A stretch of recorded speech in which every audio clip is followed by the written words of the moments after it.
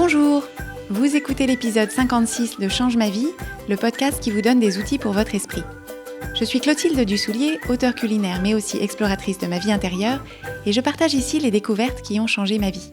Change ma vie est un podcast publié tous les jeudis, et vous retrouverez les éléments et les ressources dont je parle sur le site changemavie.com. Abonnez-vous au podcast sur la plateforme de votre choix pour être notifié des nouveaux épisodes chaque semaine. Si vous aimez ce podcast, la meilleure façon de le soutenir est de laisser un avis 5 étoiles sur Apple Podcast. Ça permettra à d'autres de le découvrir plus facilement. Je voudrais cette semaine remercier Gilles Ossel qui a déposé l'avis suivant. Je vous recommande chaudement le podcast de Change ma vie. L'écoute des podcasts de Clotilde m'aide à traverser la rivière de l'inconfort dans laquelle j'ai choisi de me placer pour avancer. Grâce à elle, je tente au quotidien d'appliquer un principe de bienveillance envers les personnes qui m'entourent, proches ou non, et ça me fait du bien. Merci Clotilde de me transmettre ces éléments dans lesquels je me retrouve tellement. Et merci à vous Gilles Ossel d'avoir partagé votre avis. Si vous aussi ce podcast vous est utile, n'hésitez pas à écrire une ligne ou deux sur Apple Podcast pour le dire. C'est peut-être vous que je saluerai dans un prochain épisode. Une grande partie des choses qui relèvent de notre expérience d'être humain prennent naissance dans notre cerveau et c'est ce à quoi on s'intéresse principalement sur Change ma vie. Ce sont des outils pour l'esprit. Mais évidemment, on a un corps aussi qui a des choses à dire. Et j'ai reçu de votre part au fil des mois quelques questions qui concernent les situations dans lesquelles ce qui se passe dans le corps nous paraît remettre en cause ces outils de l'esprit ou les rendre plus difficiles à utiliser. On peut penser à des douleurs ponctuelles ou chroniques, à de la fatigue ponctuelle ou saisonnière ou chronique. On peut penser à des variations de nature hormonale ou alimentaire, et même des choses qui se passent au niveau du cerveau, mais auxquelles on n'a pas accès, comme par exemple un trouble du comportement, un trouble de la personnalité, une dépression ou les conséquences d'un événement traumatisant. Dans toutes ces situations, la première priorité est de prendre en compte, de soigner et de soulager le problème en tant que tel, que ce soit avec un médecin, un psychiatre, un naturopathe, un nutritionniste, un endocrinologue, selon la situation, les besoins et les affinités qu'on a avec une médecine plutôt conventionnelle ou plutôt alternative. Mais une fois que l'urgence est prise en compte, on peut aussi améliorer les choses en utilisant les outils intérieurs dont je parle sur Change ma vie. Parce que dans toutes ces situations, il est intéressant et bénéfique de regarder ces syndromes, ces symptômes et ces états physiques comme des circonstances neutres dans notre vie, dans le sens qu'on a défini dans l'épisode 48 qui s'appelle « Les circonstances sont neutres ». Donc le temps de la réflexion, on considère que ce sont des circonstances neutres dans le but d'examiner et de vraiment mettre le doigt sur ce qu'on en pense, nous, de ces circonstances, et éventuellement ce qu'on préférerait en penser ou ce qui nous serait plus utile d'en penser. Et ça me paraît très important d'en prendre conscience. Notre vie, notre ressenti et la façon dont on vit ce type de situation ne se résument pas à la réalité physique, physiologique ou médicale de la situation. Il y a aussi tout ce qu'on en pense, tout ce qu'on se raconte sur la situation, tout ce qu'on en déduit sur nous et sur notre vie, tout ça influe de façon significative sur notre ressenti net et la façon dont on vit la situation. C'est d'ailleurs pour ça qu'on vit la douleur différemment selon qu'elle a un sens, une utilité ou pas. Typiquement, quand on est une femme et qu'on choisit d'accoucher sans péridurale, la douleur qu'on ressent dans l'accouchement n'est pas vécue du tout de la même façon qu'une douleur de la même intensité qui serait liée par exemple à une blessure. C'est aussi pour ça qu'on peut se sentir très fatigué et recevoir le coup de fil surprise d'un très bon ami qui vient du bout du monde, qui est de passage, et retrouver en un quart de seconde toute notre énergie pour sortir dîner avec lui. Rien dans le corps, rien physiologiquement n'a changé, c'est juste nos pensées qui ont créé des émotions de joie et d'excitation qui nous ont énergisés. Donc pour revenir à ces situations où le corps se manifeste d'une façon qui nous est difficile à supporter ou douloureuse, c'est là que réside notre marge de manœuvre. C'est là qu'on a le choix de laisser toute la place à des pensées qui accentuent la souffrance ou de privilégier, d'entretenir et de cultiver des pensées qui vont dans l'autre sens, dans le sens de l'acceptation, de la paix, du soulagement.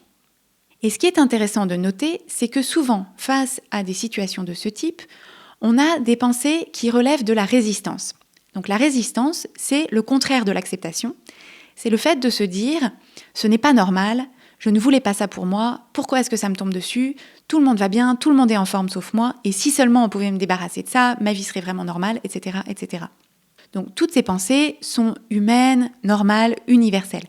Si elles se présentent, il n'est pas question de se juger pour le fait qu'elles se soient présentées. Notre mission est simplement d'observer ces pensées qui se présentent et de les identifier comme des pensées de résistance qui ne font qu'ajouter une surcouche de tension et donc de souffrance.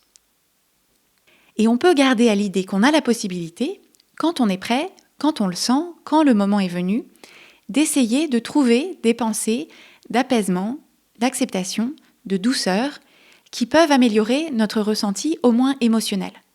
Il ne s'agit pas de passer directement de la résistance totale à la joie la plus complète, en se disant « c'est merveilleux, quelle belle épreuve de vie, quelle chance j'ai de souffrir comme ça ». Le bon est un peu ambitieux. Par contre, on peut essayer d'identifier quelque chose d'autre qu'on pense aussi quand on prend de la hauteur, comme par exemple, dans le cas d'un jeune parent en privation de sommeil, je suis dans un chapitre de ma vie où mes nuits sont hachées. Donc ça relève de l'acceptation, ça aide à patienter en se disant le chapitre de ma vie prochain, mes enfants dormiront et mes nuits ne seront plus hachées. Si on est sensible au manque de lumière au cœur de l'hiver, on pourrait choisir de se dire pendant les mois les plus froids, j'ai besoin de trouver mon soleil ailleurs. Donc là aussi, on est dans l'acceptation et on est dans l'ouverture, dans la recherche de solutions plutôt que rester centré sur le problème. Et plus généralement, l'idée est de se dire aujourd'hui, j'ai mal ici ou j'ai mal là, je me sens comme ci ou je me sens comme ça. Voilà les cartes qui m'ont été distribuées aujourd'hui. Et donc, comme on ne peut pas en changer, ça c'est les cartes qui m'ont été distribuées, quelle est la meilleure façon de les jouer, de la façon la plus douce, la plus réaliste, la plus respectueuse de mon corps et de ce qu'il traverse aujourd'hui. Et justement, à ce sujet, on peut aussi trouver des pensées qui reconnectent au corps, parce que souvent, la douleur physique conduit à s'en déconnecter ou à développer un rapport conflictuel ou hostile avec le corps. Et on peut alors cultiver des pensées du type « mon corps fait de son mieux », je veux essayer de traiter mon corps avec compréhension et douceur, ou bien « mon corps et moi, on joue dans la même équipe ». Donc tout ça, bien sûr, ne les voyez que comme de simples suggestions. C'est à vous de trouver et de choisir des pensées qui vous parlent, qui vous correspondent. Le seul critère pour savoir si une pensée vous convient, si elle est bonne pour vous, si elle vous est utile, c'est de vous demander, est-ce que quand je pense cette pensée, quand je la laisse prendre toute la place dans mon esprit, est-ce que cette pensée me procure un soulagement, même tout petit? Est-ce que je sens que cette pensée me tire vers le haut ou m'aide à aller de l'avant? Alors dans certains cas, pas toujours bien sûr, ce travail intérieur permet d'améliorer aussi le ressenti physique. Ça peut être immédiat ou ça peut prendre un peu plus de temps. Mais c'est l'équivalent émotionnel de respirer profondément et se détendre avant qu'on vous fasse une piqûre. C'est le même geste médical, mais il est beaucoup plus douloureux quand on est tendu et crispé. Et en tout cas, que ça procure une amélioration dans le ressenti physique ou pas, à minima, on évite de s'infliger une souffrance émotionnelle en plus de l'inconfort ou de la douleur physique. Donc personne ne dit que c'est facile. Il ne suffit pas de claquer des doigts. Et quand on est dans un état de grande souffrance physique ou mentale, on n'a pas forcément la ressource intérieure pour mener cette réflexion. Si c'est le cas, on revient à la première priorité, qui est de faire baisser, si c'est possible et autant que c'est possible, la cause primaire de la douleur, de la souffrance. Néanmoins, je trouve que c'est important, même à ce moment-là, de planter cette graine et de pouvoir se dire « pour le moment, c'est au-dessus de mes forces, ça me paraît impossible ». Mais avec le temps, je sais qu'il y aura cette possibilité, d'autres l'ont fait avant moi. Donc je vais me laisser tout le temps dont j'ai besoin, je vais mûrir l'idée, mais je vais guetter le moment où je reprendrai un tout petit peu pied et où je trouverai le début du commencement de l'espace nécessaire pour amorcer ce travail. Ça me paraît en tout cas beaucoup plus porteur d'espoir que de dire ou de se dire « je vis une situation d'inconfort ou de souffrance qui est hors de mon contrôle et dont je ne sais pas si elle a une issue, je la subis à 100% sans avoir aucune latitude ni sur le fond ni sur la forme ». Parce qu'évidemment, si on se dit ça, si on est dans cet état d'esprit, on arrive directement à la case de l'impuissance et du désespoir qui sont parmi les états émotionnels les plus bas qu'on puisse éprouver. Donc tout ce qui permet d'entrevoir et d'entrouvrir la possibilité d'une marge de manœuvre ou d'une amélioration, même si c'est pas pour tout de suite, même si c'est du travail, va dans le bon sens. Pour finir, je voudrais attirer votre attention aussi sur les éventuelles pensées qu'on a quand le problème ne se présente pas ou pas avec la même intensité. Dans le cas où vous avez une affection qui se manifeste épisodiquement, comme par exemple des migraines, des symptômes liés au cycle hormonal ou bien une maladie qui apparaît sous forme de crises qui sont plus ou moins prévisibles, dans ces situations-là, il est important d'identifier et de désamorcer les pensées qui peuvent être génératrices d'anxiété, d'anticipation négative ou de peur d'un nouvel épisode, parce qu'à ce moment-là, ces pensées enveniment vraiment la situation en créant une souffrance chronique là où l'affection elle-même ne l'est pas. Et si c'est le cas, si on s'aperçoit qu'on a tendance comme ça à avoir des pensées d'anxiété ou d'anticipation négative, même quand le problème ne se présente pas, on peut essayer de pratiquer la présence et l'appréciation du moment présent. Donc je vous renvoie à ce sujet à l'épisode 43 qui s'appelle « Arrêter d'attendre », l'idée étant de ramener notre attention et notre ressenti sur le ici et le maintenant pour profiter vraiment de ce moment où on se sent bien et où on n'a mal nulle part. Pour appliquer ce dont on vient de parler, je vous propose l'exercice suivant. Si vous êtes actuellement confronté ou parfois confronté à une situation où votre corps a ses raisons que votre raison ignore, faites un flot de pensées sur tout ce que vous inspire cette situation, tout ce que vous en pensez. Faites vraiment le tour de façon exhaustive jusqu'à ce que vous n'ayez plus rien à dire sur la question. Et au milieu de tout ce que vous avez écrit, identifiez les pensées qui vous paraissent les plus douloureuses, les pensées de résistance.